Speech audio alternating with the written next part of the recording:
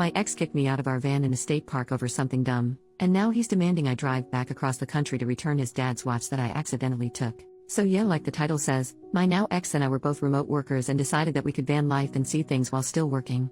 We lasted about a month, and last week he flipped out over the way I sipped my coffee and told me I had to leave. I thought he meant like we would pack up and figure out how to get me home. No, he meant I needed to get out with all my crap in the middle of a state park in New Mexico and figure it out. I was scared and pissed, so I hurriedly packed everything and got out. A very nice older couple had heard the screaming and saw me with a pile of my stuff and asked if I needed help. I said yes, and they said they would drive me to Albuquerque in their RV and we could figure out what would happen next. Well, it turns out they are the sweetest people ever, and we eventually came to the conclusion it would be easier for me to travel with them home to Kansas, and now they've allowed me to stay paying them insanely fair rent, food, etc. I just have to edit the wife's book and help the husband with his guitar playing. Well, it turns out in the hurry of packing, I grabbed my ex's watch that was his dad's, so I got in touch with him and told him I was sorry, it was truly an accident and I had no intention of keeping it. How would he like me to get it to him? He said I needed to meet him in Utah. I said that was ridiculous, I could send it to him. He said that it was too valuable to trust to mail or FedEx and needed to be hand-relieved. I said I was in Kansas and not coming to Utah, but I would return the watch to his brother when I go home in March. He said no, the only solution was for me to drive it to him. I said I didn't even have a car. He said you're probably effing half of Lawrence, use one of theirs. At that point I blocked him. The watch is pretty valuable and has a lot of sentimental value, and I will return it.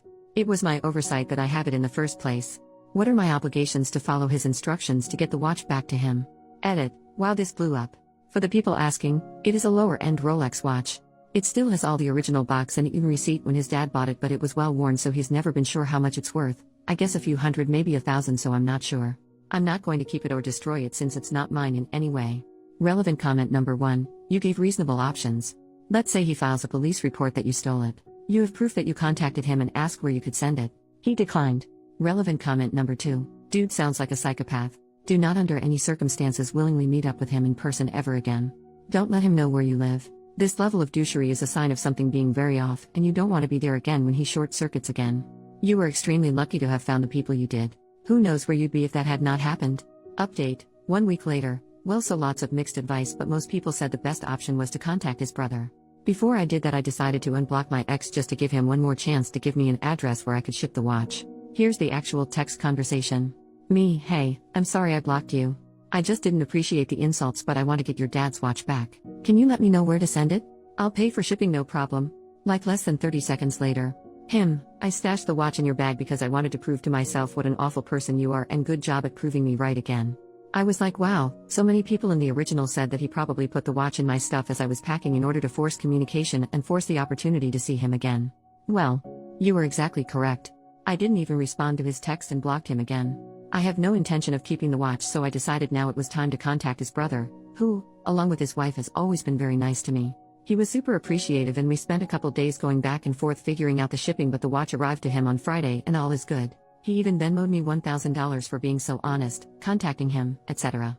I make really good money, so I told him it wasn't necessary at all, but he insisted, so we agreed to donate it to a food pantry here in Lawrence. But I'm still so creeped out thinking back at the day when he kicked me out of the van and he was screaming at me, calling me all sorts of names. And him scheming to stay in touch with me. He was slamming all my stuff into bags, but that was cover for him hiding the watch. The fact that it was so deliberate yet he thought of it so quickly is so scary to me. We got along so well before we left, and he always seemed like such a great guy. I don't know if the confined space of the van is too much for any couple or if it brought out a side of him I didn't know was there. Makes me sad and scared at the same time. But also just so relieved it's over. Relevant comments. Commenter number 1, he framed you? To prove to himself that you were awful? He's dumb enough to fall for his own frame job? I really truly can't wrap my head around how stupid he must be. Commenter number 2, what I don't get is his logic that this would prove OP's a bad person. How the hell was she supposed to know about the watch when you kicked her ass out in a state she didn't know about it until after she got to safety, possibly thousands of miles away? Like you thought she was just gonna be running back to you? Screw that dude.